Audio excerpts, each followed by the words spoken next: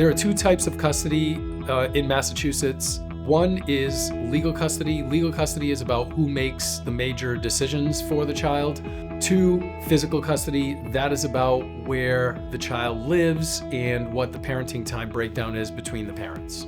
The best interest of the child is based on a number of different factors. And some of those factors are the child's bond to each parent's role in raising the child, which parent took the child to medical appointments, which parent dealt with the schooling. The other factors are the child's connection to other family members in the area, where the child goes to school.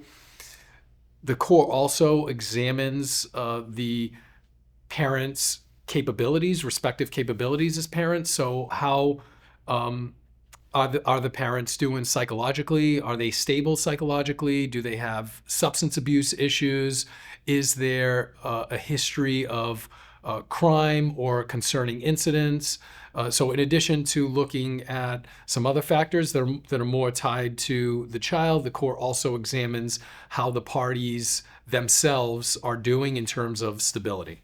You can change custody orders by filing what's called a complaint for modification. In order to successfully file a complaint for modification so that the case actually sticks, you need what's called a material change in circumstances. So basically, you have to prove to the court that something changed since the last judgment and that change is actually significant or material. Some examples of a material change in circumstance are, for example, on legal custody. Let's say that a parent deteriorates and breaks down psychologically or is abusing substances, arrested. That's an example of when the other parent can go in and file for a change from shared legal custody to sole legal custody because the parent who is struggling is not able at that time to participate in making decisions for the child in a meaningful and effective way.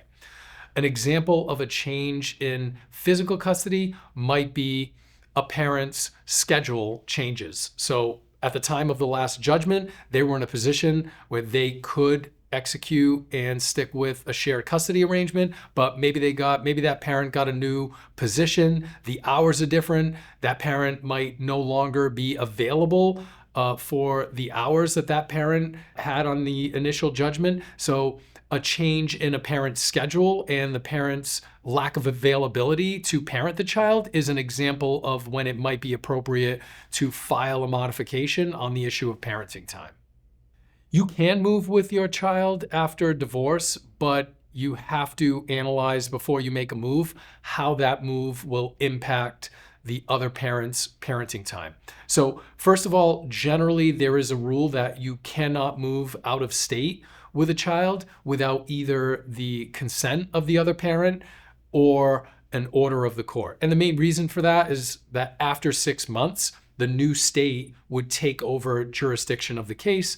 And in most cases, when a parent is moving out of state, that is going to significantly, in some cases, significantly disrupt the parenting time. So you can move with the child after divorce, but if it's out of state, you need permission from the court or the other parent. If it is in state, then what you are focusing on is how the move might impact the other parent's parenting time. So if the move will allow the other parent to continue with the schedule that is in the judgment, then that is not an issue at all in most cases. However, if the move is going to potentially change the schedule for the other parent or change the other parent's transportation responsibilities, then that's a deeper conversation that should be had between the parents. And absent agreement, then the party moving might have to file a modification to address that issue and adjust the parenting plan.